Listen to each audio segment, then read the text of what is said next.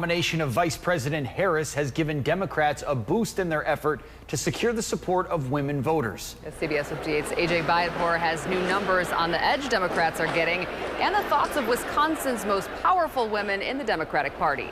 AJ.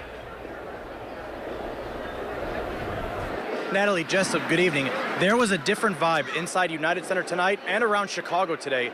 This morning in the hotel Emily and I are staying at, one woman came up to us and said on a whim she flew in from New York because she had to be here to see the first woman of color accept a presidential nomination for a major U.S. political party. There is also new polling that illustrates just how much Vice President Harris's nomination is changing the way unmarried women view this election. One particular group of women is noticeably more enthusiastic now that Vice President Kamala Harris is at the top of the Democratic ticket. Unmarried women are they're part of the Democratic base. Paige Gardner is a Democratic strategist based in Washington, D.C. She commissioned a poll that came out last week, and she says these numbers encourage Democrats. 45% of unmarried white women under the age of 55 identify as Democrats, while 42% describe themselves as Republicans. However, 46% of those women say they plan on voting for Harris, compared to 36% who say they support former President Donald Trump. Yeah, but let's talk about really what women want in terms of the elected officials. In a press conference earlier this week at the Trump Hotel in Chicago, Republican Senator Ron Johnson said the GOP has a winning message for women. They want somebody who will provide security so they feel safer.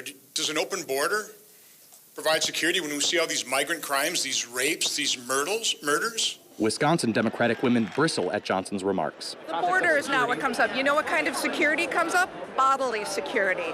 The right to control if, when, and how you have children. The right to reproductive health care.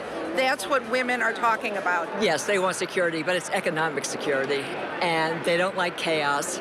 And they don't like the Trump anger. I mean, the anger is just off-putting. Gardner says women in the poll were also noticeably more excited to vote for Harris as opposed to President Joe Biden. For some Wisconsin Democrats, it's a subject they'd like to avoid. Do you think President Biden could have won Wisconsin if he stayed in the race? You know, I don't want to. That's conjecture, and it really is not relevant today. We have a new nominee, and we are set to go to work for the next 70-plus days.